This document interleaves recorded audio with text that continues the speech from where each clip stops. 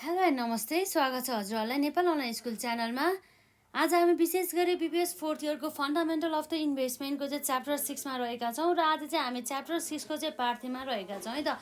र हाम्रो चाहिँ यो पार्ट 3मा चाहिँ आज हामी विशेष गरी जुन हाम्रो कमन स्टक सेयर होल्डर्सहरू हुन्छन्, जुन कमन स्टकहरूमा चाहिँ प्राप्त गर्ने जुन सेयर होल्डर्सहरूले प्राप्त गर्ने जुन हाम्रो डिभिडेन्डको बारेमा चाहिँ हामी कुरा गर्न जाँदैछौँ है त। अर्थात् हाम्रो कमन स्टक डिभिडेन्डको बारेमा चाहिँ हामी कुरा गर्न जाँदैछौँ। जस्तै यो इक्विटी सेयर होल्डर्सहरू अथवा यो कमन स्टक होल्डर्सहरूको चाहिँ जुन लाभांशहरू हुन्छ नि हो, त्यो लाभांशको बारेमा चाहिँ हामी यहाँ हेर्न जान्छौँ है त। जुन अब लाभांश त अब जस्तै क्यासको फर्ममा पनि दिन सकिन्छ अथवा कुनै पनि अब उनीहरूलाई लाभांशको रूपमा चाहिँ यसरी सेयर नै दिने पनि हुन्छ नि त। त्यसको बारेमा चाहिँ हामी टाइप्स अफ द जुन हाम्रो डिभिडेन्डहरूको बारेमा पनि हेर्छौँ। त्यसभन्दा अगाडि चाहिँ जुन हाम्रो कमन स्टक डिभिडेन्डको बारेमा चाहिँ कुरा गर्छौँ है त। र यदि हजुरहरूले यसभन्दा अघिका क्लासेसहरू अटेन्ड गर्नुभएको छैन भनेदेखि गर्नुहोला। र साथै हामीसँग चाहिँ जुन कोर्पोरेट फाइनेन्सदेखि लिएर जुन हाम्रो बिबिएस फोर्थ इयरसँग सम्बन्धित हाम्रो फाइनेन्स ग्रुपको चाहिँ सम्पूर्ण क्लासेसहरू चाहिँ अभाइलेबल हुन्छ। र यदि हामी भ्यायो भनेदेखि चाहिँ फोर्थ इयरको जुन हाम्रो एकाउन्ट ग्रुपदेखि लिएर अकाउन्ट जुन हाम्रो मार्केटिङ ग्रुपहरूतर्फ पनि जान्छौँ है त, यदि हजुरहरूलाई आवश्यकता छ भनेदेखि मात्रै। अब हामी हेरौँ त जुन हाम्रो कमन स्टक डिभिडेन्ड्सको कुरा आउँछ है त। कमन स्टक डिभिडेन्ड्स, जुन हाम्रो कमन स्टक डिभिडेन्ड्स भन्ने बित्तिकै चाहिँ यो के हो भन्दा चाहिँ जुन हाम्रो डिभिडेन्ड दिने कमन स्टक सेयर होल्डर्सहरूलाई चाहिँ जुन दिने डिभिडेन्ड हुन्छ नि हो, त्यो सबै डिभिडेन्डहरू चाहिँ जुन कम्पनीको चाहिँ नेट इन्कमबाट चाहिँ दिने गर्दछ।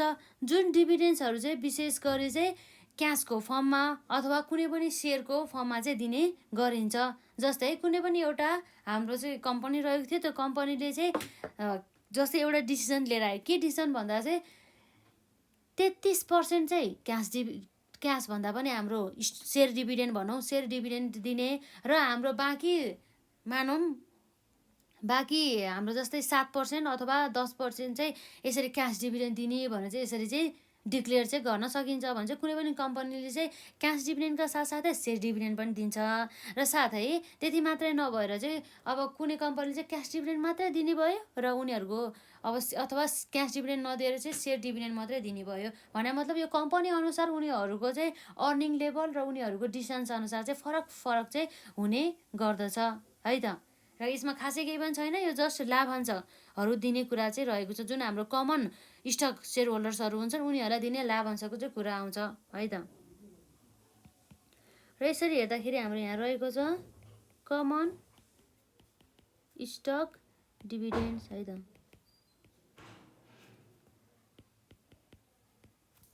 Dividend refer to the portion है त,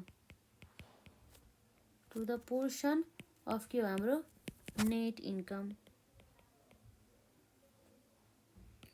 इन्कम पेड आउट अफ भनौँ नेट इन्कम आउट अफ भन्दा पनि हाम्रो नेट इन्कमकै त मध्येबाट नै त हो नि है। पेड आउट टु कसलाई भन्दा स्टक होल्डर्सहरूलाई। र जुन हाम्रो डिभिडेन्ड्सहरू चाहिँ है त, यो जुन हाम्रो डिभिडेन्ड हुन्छ यो विशेष गरी दुईवटा फर्ममा दिन सकिन्छ। अर्को एउटा भनेको हाम्रो क्यास डिभिडेन्ड र अर्को भनेको हाम्रो यहाँ रहेको छ सेयर्स अफ कमन स्टक है त। कमन स्टक यसरी चाहिँ दिने भयो। लगभग यति नै रहेको छ, जसमा चाहिँ अब कम्पनीले चाहिँ सबै कमाएको जुन अर्निङ हुन्छ नि त्यति मात्र सबै दिन्छ त, जुन सबै लाभांशको रूपमा यसरी दिन्छ त दिँदैन। कम्पनीले चाहिँ भविष्यमा हुनसक्ने जुन सम्भावित हानि नोक्सानी अथवा अकस्मात जुन लाइबिलिटिज अथवा खर्चहरू आयो भनेदेखि त्यसलाई बियर गर्नको लागि चाहिँ प्रफिट पहिलादेखि नै प्रफिटहरू चाहिँ यसरी जम्मा गर्दै जान्छ है। जस्तै मानौँ कुनै पनि कम्पनीले चाहिँ मानौँ यसको चाहिँ के छ त ₹100 इन्कम अथवा अर्निङ भनौँ यसलाई, ₹100 चाहिँ यसको अर्निङ छ भनेदेखि यो ₹100 अर्निङ मध्ये चाहिँ अब यसले के गर्छ भन्दा चाहिँ जुन हाम्रो ₹100 अर्निङ मध्ये चाहिँ ₹20 चाहिँ डिभिडेन्ड दिने र बाँकी रिमेनिङ ₹80 चाहिँ कसलाई दिने त भन्दा उनीहरूले चाहिँ रिटर्न गरेर राख्ने कम्पनीमा, यसरी रिजर्भमा जसलाई हामीले रिटेन अर्निङ भन्छौँ है त। र यो जुन यसरी चाहिँ हाम्रो यो 20 रुपियाँबाट चाहिँ हामीले के निकाल्न सक्छौँ भन्दा चाहिँ कति डिभिडेन्ड दियो भनेर डिपिएस अर्थात् हाम्रो डिभिडेन्ड पे आउट रेसियो निकाल्न सक्छौँ है त। डिभिडेन्ड पे आउट रेसियो जसलाई हामीले डिपिएस अथवा डिपिआर बनाउन, डिपिआर भन्ने कुरा भयो। यो चाहिँ हाम्रो नर्मल्ली कसरी आउँछ त, यसमा हाम्रो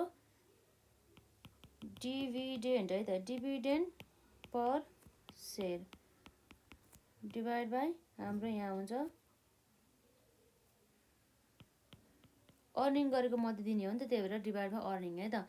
अर्निङ पर सेयर भनेर चाहिँ हामी बुझ्न सक्छौँ, अर्थात् सर्टकटमा भन्नुपर्दा हाम्रो डिपिएस है त डिभाइड बाई इपिएस। यति गऱ्यो भनेदेखि हाम्रो डिभिडेन्ड पे आउट रेसियो आयो। यो फर्मुलाहरू पनि याद गर्नु होला। र अर्को हाम्रो रिटेन अर्निङ भयो, जुन यसमा चाहिँ हामीले रिटेन्सन रेसियो भने मतलब कति चाहिँ कम्पनीले कमाएको जुन नाफा मध्ये अथवा कम्पनीको अर्निङ मध्ये चाहिँ कति चाहिँ रिटेन गर्यो त भन्ने कुरा चाहिँ यसबाट हामीले निकाल्न सक्छौँ है त, जसलाई हामीले भन्न सक्छौँ रिटेन्सन रेसियो है त।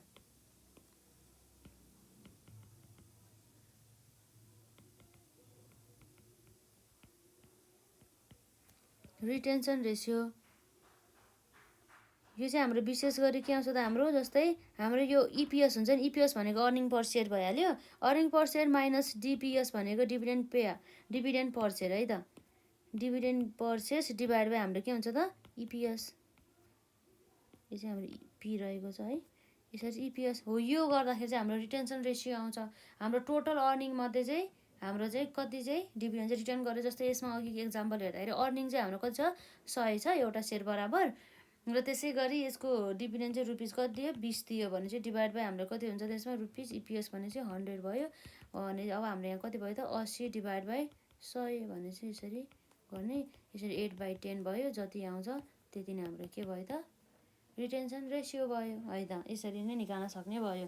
लगभग यति नै रहेको छ जुन हाम्रो कमन स्टक डिभिडेन्ड अन्तर्गत जुन हाम्रो डिभिडेन्ड डिसिजन चाहिँ विशेष गरी अब भनौँ न अर्निङमा चाहिँ भर पर्ने गर्दछ। जुन हाम्रो डिभिडेन्ड डिसिजनलाई चाहिँ अफेक्ट गर्ने है त, जुन हाम्रो डिभिडेन्ड डिसिजन्सहरूलाई चाहिँ अफेक्ट गर्ने जुन हाम्रो फ्याक्टरहरू चाहिँ धेरै हुने गर्दछ, जस अन्तर्गत चाहिँ जस्तै कम्पनीले कमाएको जुन अर्निङ्समा भर पर्छ, र साथसाथै कम्पनीहरूको चाहिँ जुन क्यास पोजिसनमा भर पर्ने गर्दछ, र त्यसै गरी कम्पनीहरूको चाहिँ जुन ग्रोथ प्रोस्पेक्टमा भर पर्ने गर्दछ, र त्यसै गरी चाहिँ कम्पनीहरूको चाहिँ जुन लिगल रिक्वायरमेन्ट अनुसार हुन्छ नि, लिगल रिक्वायरमेन्ट अनुसार चाहिँ फरक पर्ने गर्दछ। कानुन अनुसार जति दिनु भनेको छ त्यति मात्रै दिनु पर्यो। जस्तै कानुन अनुसार चाहिँ लिमिटहरू राखेको हुन्छ नि त, यति % बढी चाहिँ डिभिडेन्डहरू चाहिँ डिक्लेयर गर्न नपाउने, अथवा मिनिमम चाहिँ 80% डिभिडेन्ड चाहिँ डिक्लेयर गर्नै पर्छ यदि नाफा भएको कन्डिसनमा भन्न पनि सकिन्छ कानुन अनुसार है त। अथवा जुन हाम्रो मार्केटमा भएको जुन विभिन्न फ्याक्टरहरूको कारणले गर्दाखेरि पनि यसरी चाहिँ डिभिडेन्ड डिसिजनमा चाहिँ प्रत्यक्ष अथवा अप्रत्यक्ष रूपमा चाहिँ असर गर्ने भइहाल्यो है त। धेरै कुराहरू रहेको छ यसमा। अब जुन हाम्रो अब हेरौँ त अर्को कुरा, जस्तै डिभिडेन्ड डिसिजनको कुरा आउँछ है त।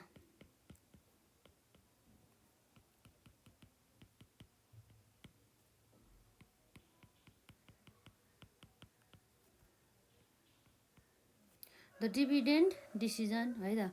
यो जुन डिभिडेन्ड डिसिजनमा अब यसरी हेर्दाखेरि यो भन्ने बित्तिकै के हो भन्दाखेरि एउटा यस्तो डिसिजन हो जसमा चाहिँ कम्पनीले चाहिँ आफूले कमाएको प्रफिट मध्ये चाहिँ केही पर्सेन्टेज अथवा केही पोर्सन भाग चाहिँ यसरी सेयर होल्डर्सहरूलाई दिने भन्ने कुरा चाहिँ यहाँ चाहिँ आउँछ है त। A decision that is concern है त, that is concerned with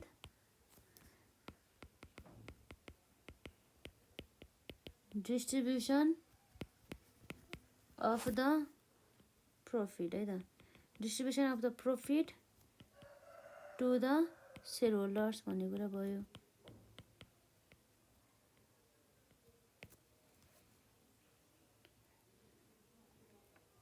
अब जुन हाम्रो डिभिडेन्ड डिसिजन त अब विशेष गरी डिभिडेन्ड त दुईवटा फर्ममा दिने कुरा हुन थाहा नै भयो, कि त सेयर नै दिने कि त अब क्यास दिने भन्ने कुरा आउँछ है त।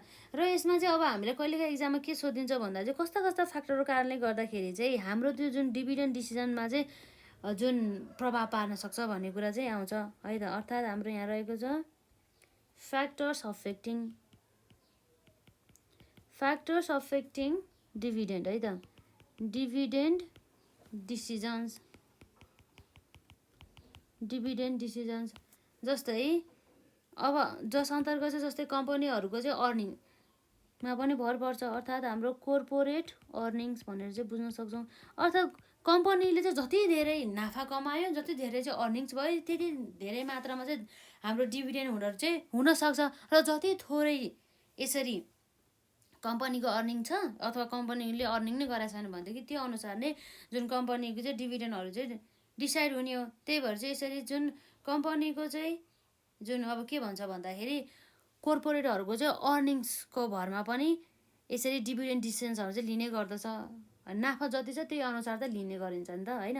हावामा यतिकै म डिभिडेन्ड दिन्छु भनेर त भएन। कम्पनीले नाफा कमाएको हुनु पऱ्यो, कमाएको मध्ये पनि केही पोर्सन चाहिँ उसले दिन सक्नु पऱ्यो है त। त्यो कुराहरू रहेको छ है त। र अब हामी यहाँ हेर्छौँ कोर्पोरेट अर्निङ्सको कुरा भइहाल्यो। त्यसपछि अर्को फ्याक्टर है त, अर्को विशेष यहाँ फ्याक्टर भनेको चाहिँ हाम्रो यहाँ रहेको छ जस्तै हाम्रो ग्रोथ प्रोस्पेक्ट। यो ग्रोथ प्रोस्पेक्टको आधारमा पनि हामीले चाहिँ है त्योभन्दा अगाडि चाहिँ मैले एउटा कुरा के भनिदिएँ भनेदेखि यो एउटा फर्मुला रहेको छ, त्यो चाहिँ हजुरहरूलाई थाहा हुनुपर्ने हुन्छ। जुन हाम्रो अर्निङ पर सेयर चाहिँ कसरी निकाल्ने भन्ने कुरा है त। इपिएस भनेको हाम्रो के भयो त यसमा अर्निङ पर सेयर है त। जुन हाम्रो अर्निङ पर सेयरमा चाहिँ हाम्रो के आउँछ त्यसमा नेट इन्कम है त। नेट इन्कम आफ्टर है त।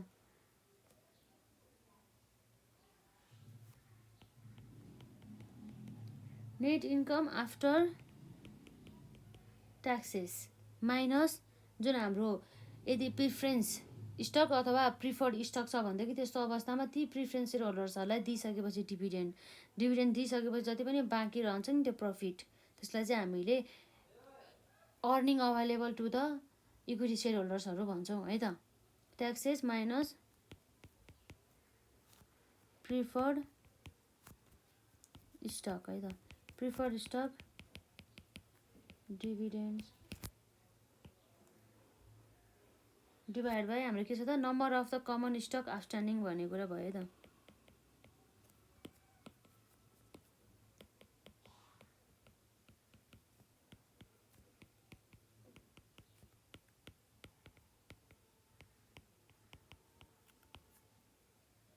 यसरी चाहिँ हामीले बुझ्न सक्छौँ है त। र विशेष गरी चाहिँ जुन हाम्रो प्रिफर्ड स्टक होल्डर्सहरू हुन्छ उनीहरूलाई चाहिँ यसरी उनीहरूको चाहिँ जुन उनीहरूले पाउनुपर्ने रिटर्न एज अ डिभिडेन्ड हुन्छ त्यो डिभिडेन्ड नदिएसम्म चाहिँ हाम्रो इक्विटी सेयर होल्डर्सहरूले चाहिँ अर्थात् हाम्रो कमन सेयर होल्डर्सहरूले चाहिँ पाउँदैन है त। र यसरी हेर्दाखेरि चाहिँ हाम्रो जुन यो यसरी आउने जुन net income after taxes minus preferred stock गरिसकेपछि आउने जति पनि अमाउन्ट हुन्छ नि त्यसलाई हामी के भन्छौँ भन्दाखेरि अर्निङ है त। अर्निङ अभाइलेबल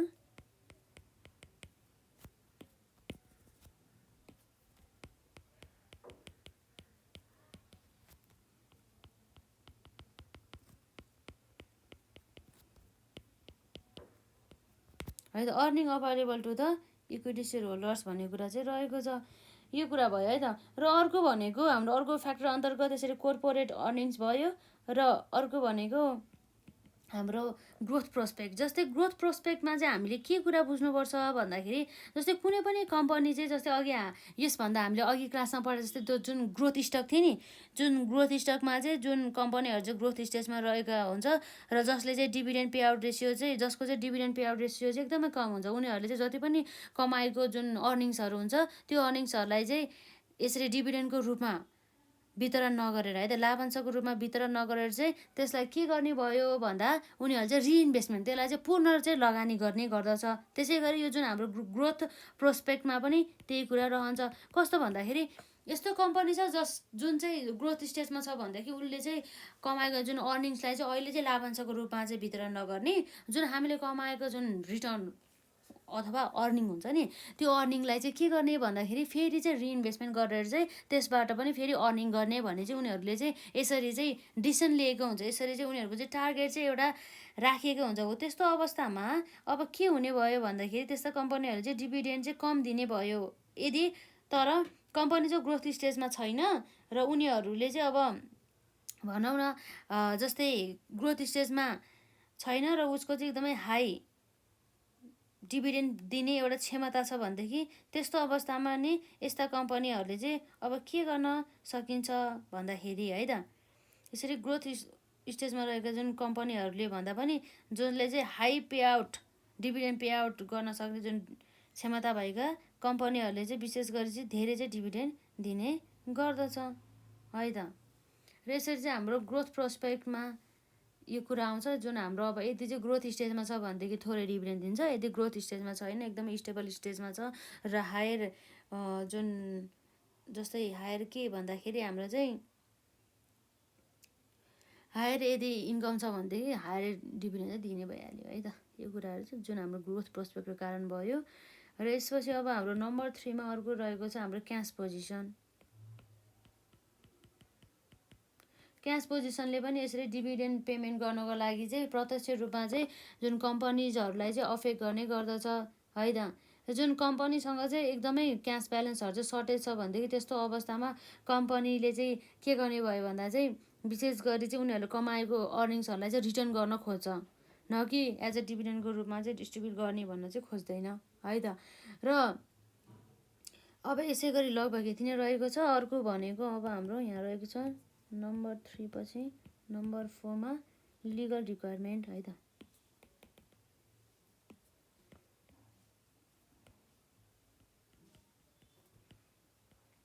लिगल रिक्वायरमेन्ट भने मतलब जस्तै अब लिगल रिक्वायरमेन्ट अनुसार चाहिँ है त, यदि कम्पनीले चाहिँ सम्पूर्ण लिगल रिक्वायरमेन्टहरूलाई मिट गर्न सक्यो भनेदेखि त्यस्तो अवस्थामा कम्पनीले चाहिँ आफूले कमाएको केही पोर्सनहरू चाहिँ यसरी एज अ डिभिडेन्डको रूपमा चाहिँ यसरी वितरण गर्न पाए। तर कम्पनी चाहिँ अब कम्पनीले कुनै पनि अब लिगल रिक्वायरमेन्टहरूलाई फुलफिलै गर्न सकेन, यदि ऊ चाहिँ डिभिडेन्ड दिनको लागि इलिजिबलै छैन भनेदेखि त्यस्तो अवस्थामा चाहिँ डिभिडेन्ड चाहिँ दिने भएन है त। लगभग यति नै रहेको छ। र अरू कुराहरू पनि रहेको छ, त्यो चाहिँ हामी बिस्तारै कुरा गरौँ।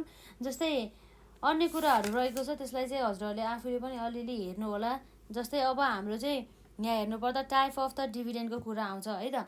टाइप अफ द डिभिडेन्डमा अघि हामीले भनिसकेका छौँ, जसमा चाहिँ हाम्रो क्यास डिभिडेन्ड हुन्छ र अर्को भनेको हाम्रो स्टक डिभिडेन्ड चाहिँ हुने गर्दछ। स्टक नै दिने र अर्कोमा चाहिँ क्यास दिने कुरा भयो। र यसबाट चाहिँ हामीलाई विशेष गरी न्युमेरिकल पोर्सन पनि आउँछ। र हजुरहरूले चाहिँ जुन हाम्रो यसमा चाहिँ क्यास डिभिडेन्डलाई हेरौँ न त सुरुमा, किन अरू जाउँ है यता। यसमा चाहिँ हाम्रो टाइप्स अफ द हाम्रो के हुन्छ त डिभिडेन्ड्स है त।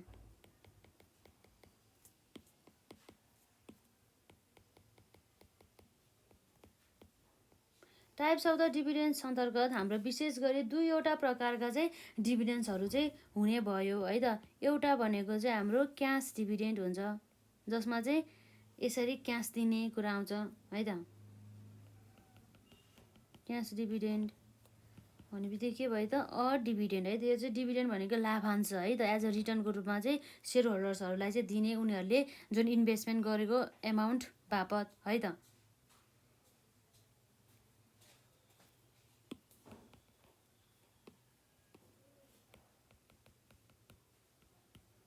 A dividend paid in the form है त, in the form of cash to stockholders है त। यो कुरा आयो। र यसै गरी जुन हाम्रो यसैबाट चाहिँ जुन हाम्रो क्यास डिभिडेन्ड भयो नि त, यो क्यास डिभिडेन्ड भनेको चाहिँ एकदमै most popular form of the dividend हो। र जसमा चाहिँ यसरी कम्पनीहरूलाई चाहिँ कुनै पनि प्रकारका चाहिँ यसरी स्टकहरू नदिएर चाहिँ भनौँ न कुनै पनि सेयरहरू नदिएर चाहिँ डाइरेक्टली रूपमा चाहिँ क्यासहरू चाहिँ दिने गर्दछ है त। र यस्तो कम्पनी जोसँग चाहिँ धेरै क्यास छ त्यस्ता कम्पनीहरूलाई चाहिँ विशेष गरी चाहिँ क्यास डिभिडेन्ड दिने गर्दछ है त। र अब अर्को भन्दा पनि अब लगभग यति नै रहेको छ। खासै यसमा क्यास डिभिडेन्डको बारेमा अरू हामीलाई केही जानु त छैन, तर जुन हाम्रो यसमा चाहिँ डिभिडेन्ड यिल्ड कसरी निकाल्ने भन्ने कुरा चाहिँ हामीलाई थाहा हुनुपर्छ। मैले फर्मुला लेख्दिएँ है त।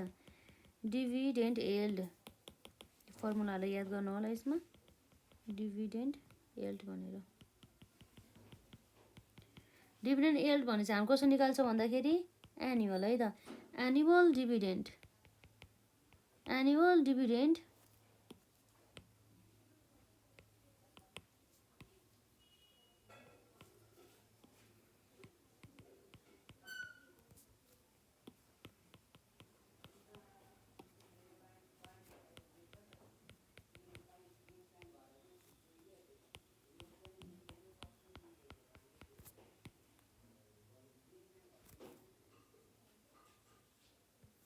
डिभाइड बाई हाम्रो के हुने भयो त, करेन्ट है त।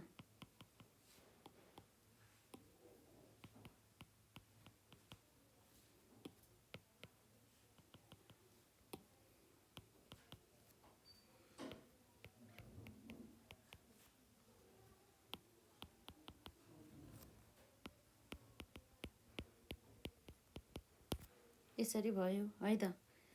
यो कुराहरू भयो। यसको एक्जाम्पलको बारेमा चाहिँ हामी बिस्तारै गरि नै हाल्छौँ। र यसै गरी अब हाम्रो एउटा डिभिडेन्ड यिल्डको फर्मुलाहरू याद गर्नु होला। Annual dividend per share divide by current market price per share भयो। र अर्को भनेको चाहिँ हामीले यहाँ हेर्न सक्छौँ है त,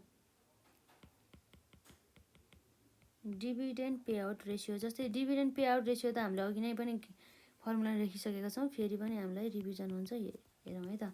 यसमा चाहिँ हाम्रो के हुन्छ त, डिभिडेन्ड है त, डिभिडेन्ड पर सेयर, जसलाई हामीले डिपिएस भन्न सक्छौँ है त।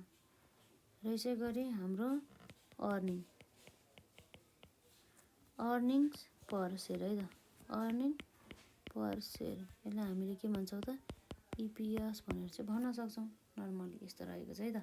र यसलाई चाहिँ डिभिडेन्ड पे आउट रेसियो भइहाल्यो भने मतलब जुन कम्पनीले कमाएको जति पनि अर्निङ हुन्छ नि, अर्निङ मध्ये चाहिँ कति डिभिडेन्ड चाहिँ यसरी सेयर होल्डर्सहरूलाई दियो भन्ने कुरा आयो। र यो डिभिडेन्ड यिल्ड भन्ने बित्तिकै चाहिँ मार्केट प्राइसको आधारमा चाहिँ एनुअल डिभिडेन्ड चाहिँ कति भयो भन्ने कुरा आयो है त। र यसमा चाहिँ जस्तै हामीले एउटा एक्जाम्पल पनि हेर्न सक्छौँ, जुन एक्जाम्पल हेरिसकेपछि चाहिँ हामी चाहिँ यसलाई इन गरौँ न त है त।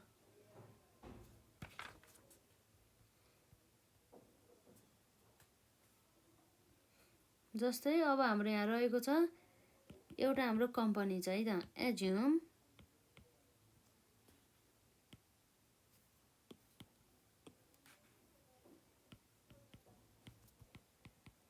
एबिसी स्टक हैज है त, जसको चाहिँ के छ त, current has a current market price per share है त, current market price per share of rupees कति छ त, 500। द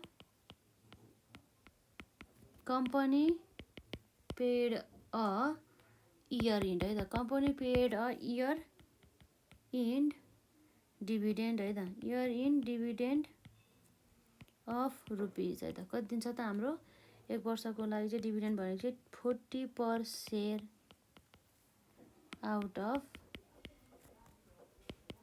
इट्स रुपिज 100 भन्ने कुरा रहेको छ इन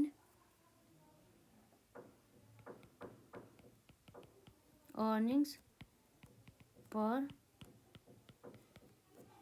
सेयर भन्ने कुरा भयो। र हाम्रो क्वेसनले चाहिँ के सोधेको छ भन्दा चाहिँ वाट इज द है त, what is the dividend yield है त, dividend yield on the stock and what is the dividend है त, what is the dividend pay out ratio of the कम्पनीको चाहिँ डिभिडेन्ड पे आउट रेसियो चाहिँ सोध्दैछ है त। र यसरी अब हामीले हेर्दाखेरि यहाँ सल्युसनमा हेर्दाखेरि हामीले सुरुमा के निकाल्छौँ त, यहाँ हेर्दाखेरि जुन dividend yield on the stock निकालौँ, त्यसपछि हामी डिभिडेन्ड पे आउट रेसियो निकालौँ है त। जसको लागि चाहिँ अब हामी यहाँ फर्मुला लेख्छौँ, डाइरेक्ट फर्मुला लेखौँ है त, डिभिडेन्ड यिल्ड भनेर। जुन डिभिडेन्ड यिल्डको फर्मुला हाम्रो के छ त, यसलाई एकदम ध्यान दिनु होला, एनुअल डिभिडेन्ड पर सेयर है त annual dividend per share divide by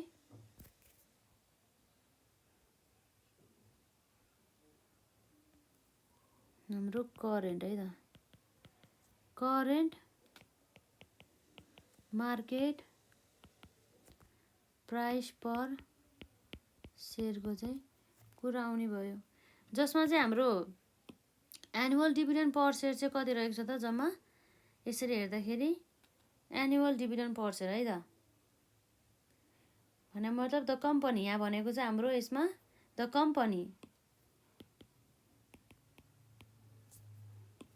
company paid a year in dividend of 40 rupees per share out of it's 100 भनेको छ है त भने मतलब अर्निङ चाहिँ कति छ अरे 100 मध्ये चाहिँ यसले चाहिँ डिभिडेन्ड कति दिनुभयो त 40 र मार्केट प्राइस चाहिँ कति छ भन्दैछ हाम्रो क्वेसनले 50 छ भन्दैछ है त यो 50 भइहाल्यो यसमा 50 भन्ने कुरा भयो रुपिस 50 भन्दा नि 500 भयो यसरी हेर्दाखेरि 40 माइनस 500 40 माइनस 500 गर्दाखेरि हाम्रो 0.08 आएको छ यसलाई हामीले पर्सेन्टेजमा लाँदाखेरि अर गर्दाखेरि कति हुन्छ त हाम्रो 8% हुन जान्छ यसरी चाहिँ डिभिडेन्ड एल चाहिँ कति रहेछ त 8% रहेछ र यसपछि अर्को भनेको यो 1 भयो र यो हाम्रो 2 रहेको छ यो भनेको हाम्रो रहेको छ डिभिडेन्ड है त डिभिडेन्ड पे आउट रेसियो जसलाई हामीले के भन्न सक्छौँ यसरी डिभिडेन्ड है त डिभिडेन्ड पर सेयर भनेपछि एउटा सेयर बराबर चाहिँ कति डिभिडेन्ड दिने डिभाइड बाई कति अर्निङ छ है त अर्निङ पर सेयर भन्ने कुरा रहेछ यसलाई चाहिँ हामीले डिपिएस डिभाइड बाई इपिएस भनेर बुझ्छौँ है त हाम्रो डिपिएस भनेको 40 छ इपिएस भनेको रुपिस 100 छ भनेपछि जम्मा कति हुन्छ त हाम्रो 40 माइनस 100 गर्दाखेरि 0.40 और हाम्रो कति हुन्छ त 40%। यसरी चाहिँ डिभिडेन्ड पे आउट रेसियो आयो है त यसरी हेर्दाखेरि कम्पनीको चाहिँ नर्मली चाहिँ हाम्रो के रहेछ त डिभिडेन्ड पे आउट रेसियो र डिभिडेन्ड एल चाहिँ यति नै रहेको छ र अब साथै अब हामी अर्को कुरा पनि गरौँ न त जुन हाम्रो डिभिडेन्ड डिसिजन्स अन्तर्गत हामीले हेरिसकेका छौँ र हाम्रो यो टाइप्स अफ द डिभिडेन्डमा पर्ने एउटा क्यास डिभिडेन्ड हेऱ्यौँ र अब चाहिँ हामी अर्को नेक्स्ट के हेर्छौँ त स्टक डिभिडेन्ड है त नम्बर 2 मा हाम्रो के छ यसमा स्टक डिभिडेन्ड जुन चाहिँ स्टक डिभिडेन्ड भन्ने बित्तिकै कस्तो हो त भन्दाखेरि जुन एक्जिस्टिङ सेयर होल्डर्सहरूलाई चाहिँ के गर्ने भयो त एडिसनल सेयरहरू चाहिँ दिने भयो भने मतलब उनीहरूसँग अलरेडी त सेयर हुन्छ तर उनीहरूलाई फर्दर अर्को पनि सेयर दिने भन्ने कुरा चाहिँ यसमा चाहिँ गर्ने गर्दछ है त यो कुराहरू भयो यसमा र अब हेरौँ न त हाम्रो स्टक डिभिडेन्डको definition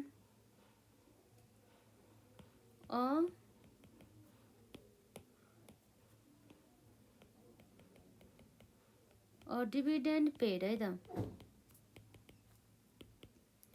dividend paid in the form है त इन द फर्म अफ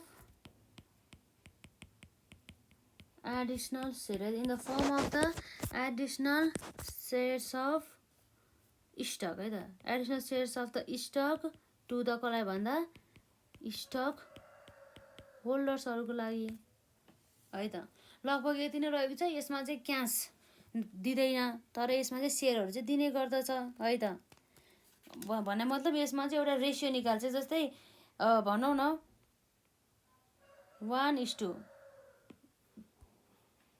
के हुन्छ भन्दा जस्तै 1:1 भने मतलब एउटा सेयर छ भनेदेखि त्यसलाई ठ्याक्कै एउटा सेयर दिने अथवा 1:2 भने मतलब यदि चाहिँ 2वटा सेयर छ भनेदेखि उसलाई चाहिँ 1वटा चाहिँ के दिने त यसरी एडिसनल सेयर दिने भन्ने कुरा चाहिँ यसरी आउँछ यो कुराहरू भयो जे होस् सेयरमा नै थपिदिन्छ के पहिला भएको जस्तै एक्जिस्टिङ सेयर 100 थियो भनेदेखि त्यसमा चाहिँ फेरि प्लस के गर्छ भन्दा चाहिँ मानौँ यसले चाहिँ 20% हामी दिन्छौँ भनेदेखि कति भयो त हाम्रो 100 को 20% गर्दा 20 भयो भने चाहिँ टोटल हाम्रो सेयर कति भयो त भन्दाखेरि 100 प्लस 20 गर्दाखेरि टोटल हाम्रो भयो 120 सेयरवटा यसरी चाहिँ हुन सकिन्छ है त यो कुराहरू भयो र अब हाम्रो अब यसमा के छ त अर्को जुन स्टक डिभिडेन्ड भने त नर्मली यस्तै हो जसमा चाहिँ रेसियो अनुसार चाहिँ दिने भन्छ के यसको एउटा एक्जाम्पल हेर्ने हो त। त्यसपछि हामी यसको एक्जाम्पल भन्दा नि यति नै गरौँ न त। त्यसपछि हामी नेक्स्ट क्लासमा चाहिँ जुन हाम्रो स्टक स्प्लिटको बारेमा र यो स्टक डिभिडेन्डसँग सम्बन्धित हाम्रो एक्जाममा सोध्न सक्ने जुन 2 मार्क्समा सोध्न सकिने अति नै इम्पोर्टेन्ट जुन क्वेसनहरूको बारेमा हामी कुरा गर्छौँ। र त्यसपछि हाम्रो म्यानेजमेन्ट स्ट्राटेजिजहरू, इन्भेस्टमेन्ट स्ट्राटेजिज है, म्यानेजमेन्ट नभएर चाहिँ इन्भेस्टमेन्ट स्ट्राटेजीहरूको बारेमा कुरा गर्छौँ। त्यसपछि यो हाम्रो च्याप्टर चाहिँ लगभग थ्योरिटिकल पोर्सन चाहिँ सकिन्छ। त्यसपछि हामी न्युमेरिकललाई चाहिँ सुरु गर्छौँ है त। र आजलाई चाहिँ हामी यति नै गरौँ। राम्रोसँग पढ्नु होला र केही क्वेरिजहरू भए कमेन्ट सेक्सनमा राख्नु होला है त।